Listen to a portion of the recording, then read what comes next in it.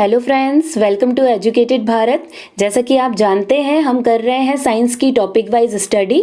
आज का जो मैंने टॉपिक लिया है वो है कोशिका या सेल। इसके हम 50 प्लस इंपॉर्टेंट क्वेश्चंस देखेंगे। आज इसका पार्ट 1 है जिसमें हम 28 क्वेश्चंस कवर करेंगे। तो दोस्तों मैं आपको डिटेल में आंसर समझाने वाली हूँ, इसलिए प्लीज़ वीडियो को पूरा ज़रूर देखिएगा। वीडियो पसंद आए तो लाइक ज़रूर करिएगा और इसे प्लीज़ ज़्यादा से ज़्यादा शेयर कर दीजिएगा। अगर आपने अभी तक हमारे चैनल को सब्सक्राइब नहीं किया है तो प्लीज़ हमारे चैनल को सब्सक्राइब कर दीजिए और बेल आइकन जरूर प्रेस करिए ताकि आगे भी आपको नोटिफिकेशन मिलते रहे। इस वीडियो का जो पीडीएफ है वो आपको हमारे टेलीग्राम चैनल पर मिल जाएगा। मैंने डिस्क्रिप्शन में लिंक दे दिया है टेलीग्राम का, आप वहां से जाकर देख सकते हैं। चलिए स्टार्ट करते हैं। पहला क्वेश्चन है हमारा, निम्न में से कौन से कोशिकाओं को आत्मघाती बैग कहा जाता है? आत्मघाती बैग या इसे सुसाइडल बैग कहा जाता है। तो निम्न में से कौन सी है कोशिका? तो इसका सही आंसर है ए, लाइसोसोम। लाइसोसोम को आत्मघाती बैग कहा जाता है। अब देखिए क्यों कहा जाता है। तो ये जो लाइसोसोम है ये एक थैली के समान स्ट्रक्चर होता है, एक बैग के समान स्ट्रक्चर होता है। इसमें 24 प्रकार के एंजाइम प्रेजेंट होते हैं। और देखिए हमारी बॉडी की जो डेड सेल्स होती हैं, जो डैमेज सेल होती है, जिनका कोई काम नहीं बचा होता है हमारी बॉडी में, अब ये वाली सेल जब हटेंगी हमारी बॉडी से तभी नई सेल्स को जगह मिल पाएगी। तो ये सारी सेल्स को क्या करता है, ये अपने इस बैग में भरता है, ठीक है। और जब ये पूरी ऊपर तक भर जाती है तो ये क्या करता है, इन सेल्स के साथ खुद को भी नष्ट कर लेता है। और खुद को मारना तो आत्महत्या होती है, सुसाइड होता है, इसीलिए इसे क्या कहा जाता है, सुसाइडल बैग कहा जाता है। बहुत इंपॉर्टेंट क्वेश्चन है, बार बार पूछा जाता है। एक क्वेश्चन और बनता है कि लाइसोसोम की खोज किसने की है? तो सही आंसर है डी डुबे। डी डुबे ने लाइसोसोम की खोज की है, ये भी आपको याद रखना है। अब बाकी ऑप्शन भी मैं आपको बता देती हूँ। तो बाकी ऑप्शन में है राइबोसोम्स। देखिए राइबोसोम्स का मेन काम क्या है, प्रोटीन का निर्माण करना, ठीक है। और एक क्वेश्चन इसके बारे में बहुत पूछा जाता है कि प्रोटीन फैक्ट्री किसे कहा जाता है? तो प्रोटीन फैक्ट्री कहा जाता है राइबोसोम्स को, क्योंकि ये प्रोटीन का निर्माण करता है, इसीलिए इसे प्रोटीन फैक्ट्री कहा जाता है। अब ये भी पूछा जाएगा कि राइबोसोम्स की खोज किसने की है? तो सही आंसर होगा पैलेड। पैलेड नामक साइंटिस्ट ने राइबोसोम्स की खोज की है। नेक्स्ट देखते हैं। नेक्स्ट ऑप्शन जो है वो है डिक्टोसोम्स। डिक्टोसोम्स प्लांट सेल में गोल्जी बॉडी की तरह छोटे छोटे वेसिकल्स पाए जाते हैं और इन्हीं वेसिकल्स को क्या कहा जाता है, डिक्टियोसोम्स कहा जाता है। इसके बाद एक और ऑप्शन है वो भी देख लेते हैं, फैगोसोम। देखिए फैगोसोम्स क्या होता है, तो आपको एक प्रोसेस बताती हूँ मैं, जिसे कहा जाता है फैगोसाइटोसिस। अगर आपने कभी सुनी हो फैगोसाइटोसिस, या इसे हिंदी में कहा जाता है भक्षण। इस प्रोसेस में क्या होता है, अगर कोई पैथोजन है वो किसी सेल्स में आना चाहता है तो देखिए सेल उसका भक्षण कैसे करती है। पहले तो सेल इस तरह का स्ट्रक्चर बना लेती है, उसके बाद इसका इनटेक कर लेती है। किस तरीके से, ऐसे ये सेल के अंदर ये पैथोजन आ जाता है और फिर इसके अंदर लाइसोसोम एंटर करता है और इस पैथोजन को मार देता है। तो ये जो एनवलप का निर्माण हुआ है ये क्या कहलाता है, फैगोसोम्स कहलाता है, ठीक है। और ये प्रोसेस क्या कहलाती है, ये कहलाती है फैगोसाइटोसिस या भक्षण की प्रोसेस कहलाती है। नेक्स्ट देखते हैं। नेक्स्ट क्वेश्चन है, पादप कोशिका भित्ति मुख्यतः किसकी बनी होती है? तो इसका सही आंसर है सी, सेल्यूलोज की बनी होती है पादप कोशिका भित्ति या प्लांट सेल वॉल। देखिए जो सेल वॉल है वो सिर्फ प्लांट में प्रेजेंट होती है। एनिमल सेल और प्लांट सेल में अगर मेजर डिफरेंस पूछा जाए तो मेजर डिफरेंस ये है कि प्लांट सेल में सेल वॉल प्रेजेंट होती है और एनिमल सेल में अब्सेंट होती है। अब ये सेल वॉल होती क्या है, तो देखिए सेल के ऊपर जो सेल है उसके ऊपर एक मोटी सी भित्ति होती है, यही कहलाती है सेल वॉल। इसका मेन काम क्या है, ये सेल को आकृति प्रदान करती है और जो अंदर प्रोटोप्लाज्म है उसकी सुरक्षा करती है। चलिए नेक्स्ट, निम्नलिखित में से किसको कोशिका का शक्ति ग्रह भी कहा जाता है? मतलब किसको सेल का पावर हाउस कहा जाता है? तो इसका सही आंसर है बी, सूत्रकणिका या माइटोकॉन्ड्रिया को कोशिका का शक्ति ग्रह या पावर हाउस कहा जाता है। अब क्यों कहा जाता है, देखिए माइटोकॉन्ड्रिया के मैट्रिक्स में श्वसन की एक प्रक्रिया होती है। देखिए अगर रेस्पायरेशन बताऊं मैं आपको, तो रेस्पायरेशन की दो प्रोसेस होती है, एक तो होती है ग्लाइकोलिसिस और एक उसमें साइकिल होती है क्रेब्स साइकिल। तो ग्लाइकोलिसिस जो होती है वो तो साइटोप्लाज्म में कंप्लीट हो जाती है, लेकिन ये जो क्रेब्स साइकिल है ये कहाँ होती है, माइटोकॉन्ड्रिया में कंप्लीट होती है, और माइटोकॉन्ड्रिया में भी कहाँ, माइटोकॉन्ड्रिया के मैट्रिक्स में कंप्लीट होती है। तो ये प्रोसेस में क्या होता है, जब क्रेब्स साइकिल होती है तो उसमें बहुत सारी एनर्जी रिलीज होती है। जैसे ये प्रोसेस कंप्लीट होती है तो लास्ट में बहुत सारी एनर्जी रिलीज होती है, और ये एनर्जी कहाँ पर स्टोर होती है, माइटोकॉन्ड्रिया में। यही रीजन है कि माइटोकॉन्ड्रिया को कोशिका का शक्ति ग्रह या सेल का पावर हाउस कहा जाता है। इसके अलावा देखिए और भी क्वेश्चन बनते हैं माइटोकॉन्ड्रिया से, वो भी जान लेते हैं हम।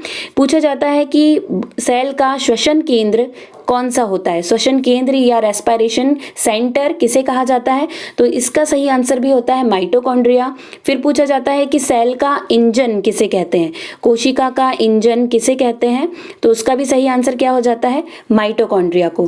फिर माइटोकॉन्ड्रिया की खोज किसने की है, तो यहाँ पे दो साइंटिस्ट का नाम आता है, एक होते हैं अल्टमैन और कालीकर। ये दो साइंटिस्ट हैं जिनका नाम आता है माइटोकॉन्ड्रिया की खोज के लिए। और माइटोकॉन्ड्रिया को नाम किसने दिया है, इसका आंसर आता है बेंडा नामक साइंटिस्ट ने माइटोकॉन्ड्रिया नाम दिया है। तो ये तीनों ही साइंटिस्ट के नाम भी बहुत इंपॉर्टेंट है। अब बाकी ऑप्शन भी देख लेते हैं, बाकी ऑप्शन भी बता देती हूँ मैं आपको। लवक जो होता है इसे कहा जाता है प्लास्टिड, और ये कहाँ प्रेजेंट होता है, प्लांट सेल में प्रेजेंट होता है। ये 3 प्रकार का पाया जाता है, क्रोमोप्लास्ट, ल्यूकोप्लास्ट और एक और होता है क्लोरोप्लास्ट। ये 3 प्रकार के लवक प्लांट में पाए जाते हैं। नेक्स्ट ऑप्शन देखते हैं, तो है गोल्जी काय, या जिसे हम क्या कहते हैं, गोल्जी बॉडी।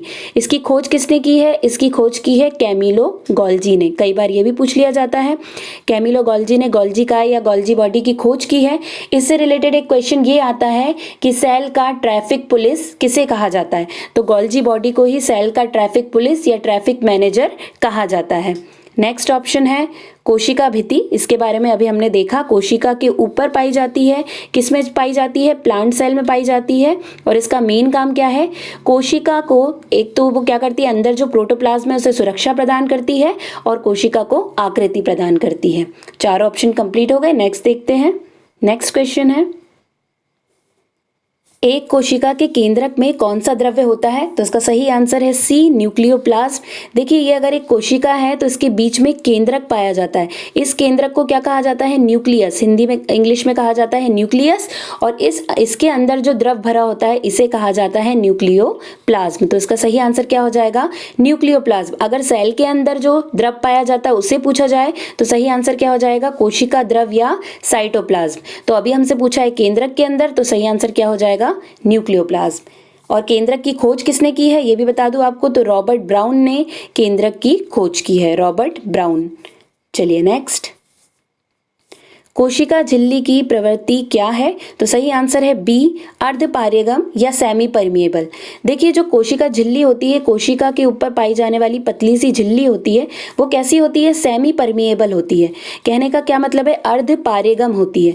इसका ये मतलब है कि ये सभी को अंदर आना या सभी का बाहर जाना अलाउ नहीं करती। ये हमारे घर के वॉचमैन की तरह होती है, वॉचमैन जिसे पहचानता है उसे ही अंदर आने देता है। तो सेम ऐसी ही इसकी प्रवृत्ति होती है। ये क्या करती है, जो जरूरत है जिसके अंदर उसे ही आने देगी, जिसे बाहर जाने की जरूरत है उसे ही जाने देगी, ये काम करती है। इसीलिए कैसी है, सेमी परमिएबल, अर्धपारगम, या फिर इसे सिलेक्टिवली परमिएबल भी कहा जाता है। सिलेक्टिव परमिएबल भी कई बार पूछ लिया जाता है, तो ये भी याद रखना है। तो कैसी होती है इसकी प्रवृत्ति, इसकी प्रवृत्ति होती है अर्धपारगम। नेक्स्ट देखते हैं, निम्नलिखित में से कौन सी कोशिका अंगक कोशिकीय श्वसन के लिए उत्तरदायी है। देखिए अभी मैंने आपको बताया, सही आंसर है बी, सूत्रकर्णिका या माइटोकॉन्ड्रिया।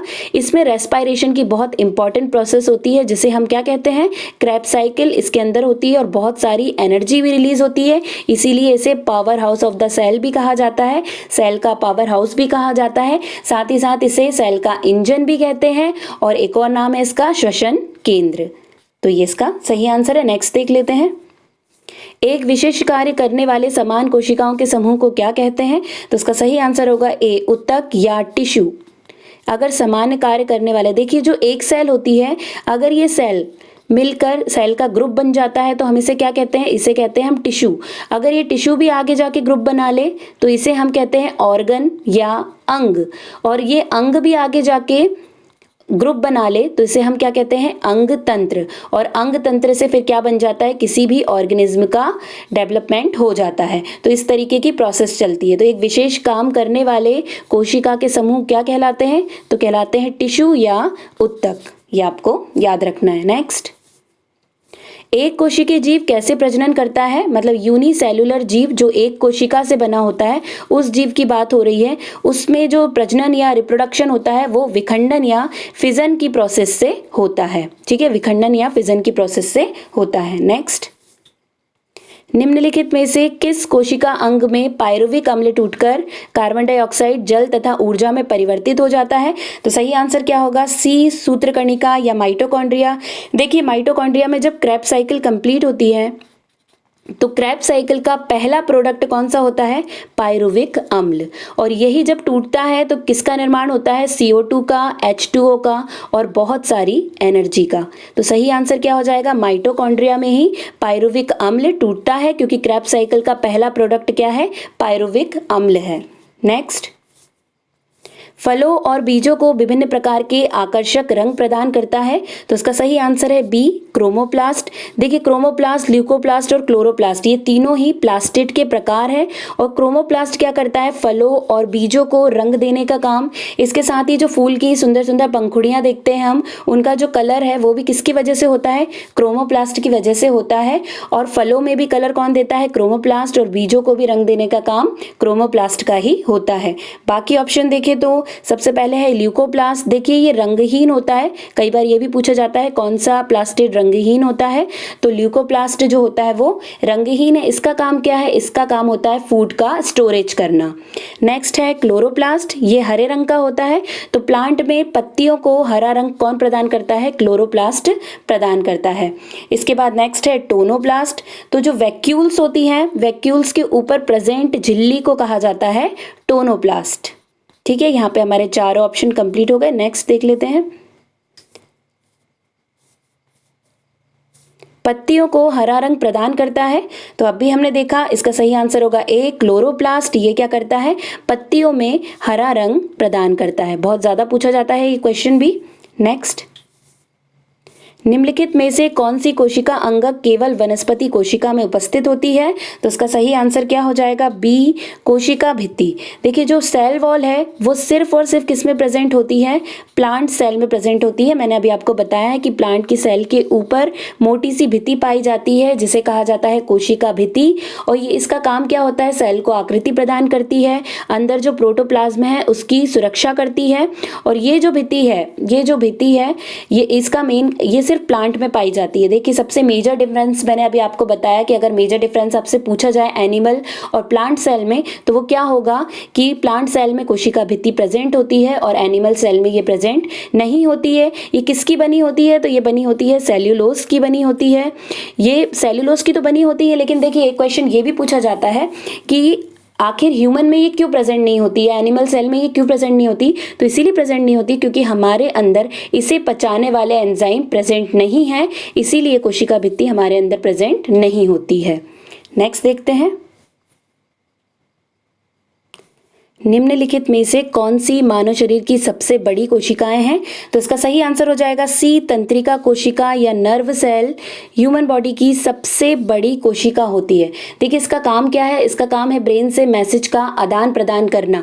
अब देखिए हमारे पैर में अगर कांटा चुभता है तो वो हमारे ब्रेन को कैसे पता चल जाता है, तो उसकी वजह होती है नर्व सेल जो हमारी पूरी बॉडी में फैली हुई है और ब्रेन से आने वाले मैसेजेस का आदान प्रदान करती है। और ब्रेन को मैसेज भी किसके द्वारा मिलता है, नर्व सेल के द्वारा मिलता है। तो ये वो सबसे बड़ी सेल्स हैं जो हमारी पूरी बॉडी में फैली हुई है। बाकी ऑप्शन भी देखते हैं, तो अग्नाशय कोशिका जो हमारा पैनक्रियास है, अग्नाशय है, उसमें पाई जाने वाली कोशिका अग्नाशयी कोशिकाएं कहलाती हैं। इसके बाद है उपकला कोशिका, इसे कहा जाता है एपिथीलियम सेल्स। इसका मेन काम होता है इंटरनल और एक्सटर्नल ऑर्गन को ये कवर करते हैं या लेयर के माध्यम से ये इन्हें सुरक्षा प्रदान करते हैं।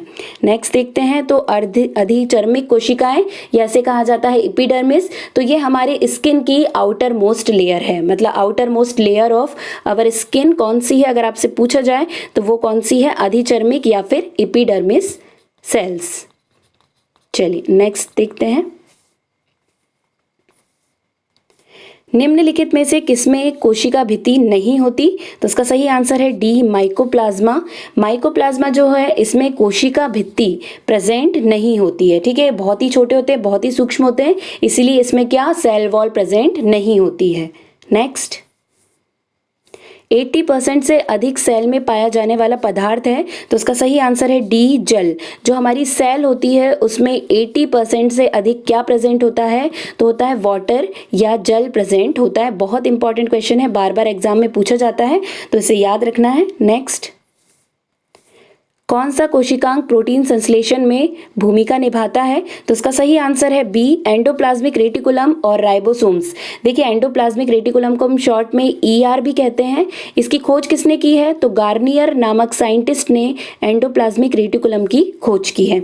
इसके अलावा अगर मैं इसका स्ट्रक्चर बताऊं आपको, तो कुछ इस तरह भूल भुलैया की तरह इसका स्ट्रक्चर होता है। ये गेम भी होता है जो हम लोग खेलते हैं, उस तरह से इसका स्ट्रक्चर होता है। इसकी दो प्रकार की सरफेस प्रेजेंट होती है। एक सरफेस होती है जो कैसी होती है? रफ होती है, और इसकी दूसरी सरफेस स्मूथ होती है। इसकी जो रफ सरफेस है उसका रफ होने का रीजन होता है इसके ऊपर राइबोसोम्स प्रेजेंट होते हैं, और जो स्मूथ रहती है उसके ऊपर राइबोसोम्स प्रेजेंट नहीं होते हैं। तो ये जो रफ सरफेस है इसका काम क्या है? रफ सरफेस का काम है प्रोटीन का संश्लेषण करना, और ये जो स्मूथ सरफेस है इसका काम है लिपिड का संश्लेषण करना। ठीक है, तो ये लिपिड और प्रोटीन दोनों का संश्लेषण भी करती है और ज़रूरत पड़ने पर इसका ट्रांसपोर्ट भी कर देती है। ये काम किसका है? एंडोप्लाज्मिक रेटिकुलम का। इसके बाद है राइबोसोम्स। तो राइबोसोम्स क्या करता है? राइबोसोम्स मैं आपको बता चुकी हूँ, इसे कहा जाता है प्रोटीन फैक्ट्री। बहुत इंपॉर्टेंट है, अगर पूछा जाए सेल की प्रोटीन फैक्ट्री कौन सी है तो वो है राइबोसोम्स। इसकी खोज किसने की है? तो पैलेड नामक साइंटिस्ट ने राइबोसोम्स की खोज की है। नेक्स्ट, द्वार कोशिकाएं डैश को घेरते हैं, तो सही आंसर है बी, रंध्र या स्टोमेटा। स्टोमेटा जो होता है, जो लीव्स में पाया जाता है, रंध्र पाए जाते हैं, उनके ऊपर कुछ इस तरह का एक स्ट्रक्चर पाया जाता है, इसे कहा जाता है गार्ड सेल या द्वार कोशिका। और ये बहुत इंपॉर्टेंट होती है, स्टोमेटा के खुलने और बंद होने में बहुत ज़्यादा इंपॉर्टेंट रोल प्ले करती है। तो पूछी जाए द्वार कोशिका किसे घेरे होती है, तो रंध्र या स्टोमेटा को घेरे रहती है। नेक्स्ट, निम्नलिखित में से किसे जीवन का भौतिक आधार माना जाता है? तो इसका सही आंसर है डी, जीव द्रव्य या प्रोटोप्लाज्म को। ठीक है, इसे क्या कहते हैं? प्रोटोप्लाज्म कहते हैं। प्रोटोप्लाज्म को जीवन का भौतिक आधार माना जाता है। देखिए, एक सेल होती है, तो सेल के अंदर बहुत सारा मटेरियल भरा होता है, इसके बीच में एक केंद्रक पाया जाता है। तो सेल के अंदर जो मटेरियल है उसे कहा जाता है साइटोप्लाज्म, और जो केंद्रक के अंदर मटेरियल भरा है, चिपचिपा सा एक पदार्थ भरा है, उसे कहा जाता है न्यूक्लियोप्लाज्म। और इन दोनों को साथ में मिला के क्या कहा जाता है? प्रोटोप्लाज्म कहा जाता है। अब ये भी पूछा जाता है कि प्रोटोप्लाज्म की खोज किसने की है? तो खोज की है दुजार्डिन नामक साइंटिस्ट ने। ठीक है, खोज अगर आपसे पूछी जाए तो दुजार्डिन ने, और अगर आपसे पूछा जाए कि प्रोटोप्लाज्म या जीव द्रव्य नाम किसने दिया है, तो नाम दिया है पुरकिंजे ने। पुरकिंजे नामक साइंटिस्ट ने इसको नाम दिया है। ये दोनों ही चीजें आपको याद रखनी है। नेक्स्ट देख लेते हैं, निम्नलिखित में से कौन सी कोशिकांग केवल पादप कोशिका में स्थित है? तो अभी हमने देखा, सही आंसर है बी, कोशिका भित्ति या सेल वॉल। ऐसी कोशिका है जो कहाँ, ऐसी सेल ऑर्गेनल है जो कहाँ प्रेजेंट होती है? सिर्फ और सिर्फ प्लांट सेल में। एनिमल सेल में प्रेजेंट क्यों नहीं होती है? क्योंकि ये सेल्यूलोज से बनती है, और एनिमल सेल में सेल्यूलोज को पचाने वाले एंजाइम प्रेजेंट नहीं होते हैं। इसका मेन काम क्या है? सेल को आकृति प्रदान करना और प्रोटोप्लाज्म की सुरक्षा करना। नेक्स्ट, सेल नाम किस जीव वैज्ञानिक ने दिया था? तो उसका सही आंसर है ए, रॉबर्ट हुक ने। रॉबर्ट हुक ने सेल नाम दिया था। देखिए, अगर सेल नाम पूछा जाए तो भी रॉबर्ट हुक ने दिया है, और अगर आपसे पूछा जाए कि सेल या कोशिका की खोज किसने की है, तो इसका सही आंसर भी क्या हो जाएगा? रॉबर्ट हुक हो जाएगा। इन्होंने एक छोटे से कॉर्क के टुकड़े को जब माइक्रोस्कोप में देखा तो इन्हें कुछ इस तरह का स्ट्रक्चर दिखाई दिया, जैसे मधुमक्खी के छत्ते में दिखाई देता है, उस तरह का स्ट्रक्चर इनको दिखाई दिया। और ये जो बीच बीच के सेगमेंट दिखाई दे रहे थे, इन्हें नाम दिया इन्होंने सेल, और इसी प्रकार कोशिका या सेल की खोज की गई। तो सही आंसर क्या हो जाएगा? रॉबर्ट हुक हो जाएगा। इसके अलावा बाकी ऑप्शन भी देख लेते हैं। फ्लेमिंग, तो देखिए दो फ्लेमिंग का नाम आता है, एक तो अलेक्जेंडर फ्लेमिंग जिन्होंने पेनिसिलिन की खोज की है, और एक और आते हैं फ्लेमिंग, वॉल्डेयर फ्लेमिंग, जिन्होंने माइटोसिस या समसूत्री विभाजन की खोज की है। तो ये दोनों ही हमको फ्लेमिंग से याद रखना है। इसके बाद नेक्स्ट है लिवेनहॉक। लिवेनहॉक ने बैक्टीरिया की खोज की है। बैक्टीरिया या जीवाणु की खोज किसने की है? तो लिवेनहॉक ने की है। इसके बाद नेक्स्ट है रॉबर्ट ब्राउन। तो रॉबर्ट ब्राउन ने केंद्रक या न्यूक्लियस की खोज की है। नेक्स्ट, गोल्जी काय का प्रमुख कार्य है। तो गोल्जी काय यानी कि गोल्जी बॉडी, इसका प्रमुख कार्य है डी, कोशिका के बाहर श्रावित पदार्थों को कोशिका झिल्ली के माध्यम से बाहर निकालना। देखिए जो गोल्जी बॉडी है इसकी खोज किसने की है? तो कैमिलो गोल्जी ने गोल्जी बॉडी की खोज की है। ये सेल में ट्रैफिक को मैनेज करते हैं, मतलब अगर किसी को लिपिड या प्रोटीन लाने ले जाने की ज़रूरत है, किसी को चाहिए है, तो ये इधर से ले जाना इधर और इधर से ले जाना इधर, तो ट्रांसपोर्ट वाला कार्य करते हैं। इसीलिए इसे सेल का ट्रैफिक मैनेजर या ट्रैफिक पुलिस कहा जाता है। नेक्स्ट, संरचनाओं के कौन से युग्म प्राय पादप जंतु दोनों कोशिका में पाए जाते हैं? तो इसका सही आंसर हो जाएगा सी, अंतःद्रव्य जालिका और कोशिका कला, मतलब एंडोप्लाज्मिक रेटिकुलम और सेल मेम्ब्रेन, ये दोनों में ही प्रेजेंट होते हैं। चाहे प्लांट सेल हो चाहे एनिमल सेल हो, ये दोनों में ही प्रेजेंट होते हैं। देखिए कोशिका भित्ति एनिमल में नहीं पाई जाती, फिर क्लोरोप्लास्ट भी एनिमल में नहीं पाया जाता है, यहाँ भी कोशिका भित्ति है, ये भी नहीं। तो 3 ऑप्शन तो नहीं हो सकते थे। सही आंसर क्या हो जाएगा? C, endoplasmic reticulum and cell membrane. Next, कोशिका का जीवित अंश जीव द्रव्य कहलाता है, यह किससे बना होता है? तो इसका सही आंसर है डी, कोशिका द्रव्य, केंद्रक द्रव्य और अन्य कोशिकांग मिलकर प्रोटोप्लाज्म या फिर जीव द्रव्य का निर्माण करते हैं। खोज किसने की है? दुजार्डिन ने की है। नाम किसने दिया है? पुरकिंजे ने दिया है। नेक्स्ट देख लेते हैं, निम्नलिखित में से किसको सेल का पावर प्लांट कहा जाता है? तो अभी हमने पढ़ा है, इस तरीके से भी क्वेश्चन आ सकता है। तो सही आंसर हो जाएगा बी, माइटोकॉन्ड्रिया। इसी के अंदर क्रेब्स साइकिल होती है और क्रेब्स साइकिल के अंदर के अंत में बहुत सारी एनर्जी निकलती है और इसी एनर्जी के कारण माइटोकॉन्ड्रिया को क्या कहा जाता है? पावर प्लांट या पावर हाउस कहा जाता है। नेक्स्ट, न्यूक्लियस के बाहर डीएनए कहाँ मिलता है? देखिए जो हमारा सेल होता है, तो सेल के अंदर जो न्यूक्लियस प्रेजेंट है, इसी के अंदर हमारा जेनेटिक मटेरियल मतलब डीएनए का फुल फॉर्म क्या होता है? डीऑक्सी राइबो न्यूक्लिक एसिड, ये प्रेजेंट होता है। लेकिन अगर ये केंद्रक के अलावा कहीं बाहर मिले तो कहाँ मिल सकता है? तो सही आंसर होगा सी, माइटोकॉन्ड्रिया। केंद्रक के अलावा अगर ये कहीं मिल सकता है तो एक कोशिकांग है जिसका नाम है माइटोकॉन्ड्रिया, वहां पर ये प्रेजेंट हो सकता है। नेक्स्ट, निम्नलिखित कोशिका अंगकों में कौन सा एक अर्धपारेगम है? तो हमने अभी देखा, कौन सी झिल्ली है वो? प्लाज्मा झिल्ली या कोशिका झिल्ली जिसे हम कहते हैं सेल मेम्ब्रेन। ये जो सेल मेम्ब्रेन है ये कैसी होती है? अर्धपारेगम या फिर सेमी परमिएबल होती है। ठीक है, नेक्स्ट देखते हैं, जीवाणुविक कोशिका में नहीं होता, मतलब बैक्टीरिया सेल में नहीं पाया जाता। तो सही आंसर है सी, सूत्रकणिका या माइटोकॉन्ड्रिया बैक्टीरियल सेल में प्रेजेंट नहीं होती है। बहुत इंपॉर्टेंट क्वेश्चन है, बार बार पूछा जाता है। नेक्स्ट, ज्ञात सबसे छोटा प्रोकैरियोटिक जीव है? तो इसका सही आंसर है ए, माइकोप्लाज्मा। देखिए जो माइकोप्लाज्मा है वो बहुत ही छोटा होता है, बहुत ही सूक्ष्म होता है और प्रोकैरियोटिक होता है।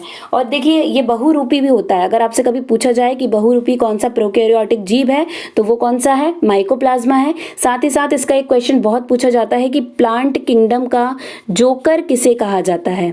तो प्लांट किंगडम का जोकर कहा जाता है माइकोप्लाज्मा को। तो ये क्वेश्चन बहुत पूछा जाता है, ये भी याद रखना है कि प्लांट किंगडम का जोकर है माइकोप्लाज्मा।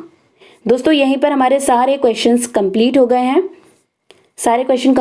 दोस्तों अगर वीडियो पसंद आया हो तो लाइक ज़रूर करिएगा, इसे ज़्यादा से ज़्यादा शेयर करिएगा और प्लीज़ चैनल को सब्सक्राइब ज़रूर कर लीजिएगा। आज के लिए बस इतना ही। अब आपसे मुलाकात होगी एक नए वीडियो के साथ। तब तक के लिए पढ़ते रहिए, आगे बढ़ते रहिए। जय हिंद, जय भारत।